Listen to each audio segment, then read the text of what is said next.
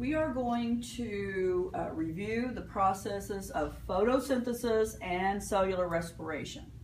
Photosynthesis begins in a leaf or some other green tissue of the plant with a chloroplast containing chlorophyll. The main chlorophyll is chlorophyll A. Photons of energy from the sun strike the thylakoid membrane inside the chloroplast. Here I've drawn a bigger thylakoid so that you can see photons of energy strike what is called photosystem 2, also known as P680, which corresponds to 680 nanometers. All the pigments in the photosystem give their energy to chlorophyll A, the primary electron acceptor. Chlorophyll A gets so excited it actually kicks up an electron to a higher energy level.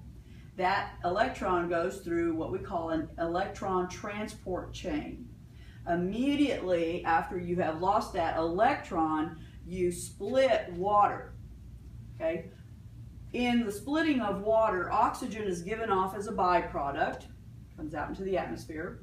The hydrogens are taken apart. The protons from hydrogen fill in this thylakoid space to become a proton motive force. The electron replaced the electron that got kicked up. At the same time that photosystem 2 is being energized, photosystem 1, also known as P700 for 700 nanometers, is also being energized.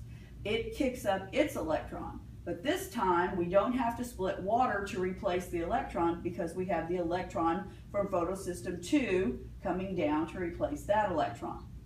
At the end of photosystem 2, we make a little bit of energy in the form of NADPH. It's like a baby ATP. At the end of both photosystems, we have built up inside the thylakoid protons. The only way for these protons to get back to the other side and meet up with their electron counterpart is through the enzyme ATP synthetase, also known as ATPase. As these protons are diffusing back through, they are making ATP. We then go to the liquid stroma of the chloroplast where the Calvin cycle happens.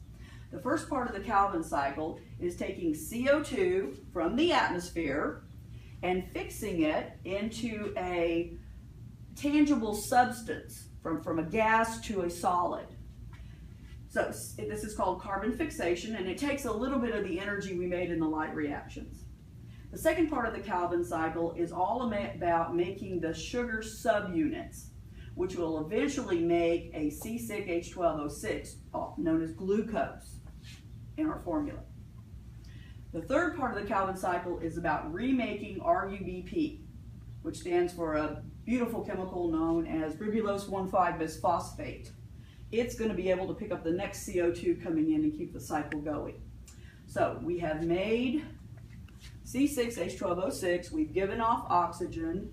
The plant has done this by using CO2 from the atmosphere and water. The splitting of water provides the hydrogens. That's the end of that one.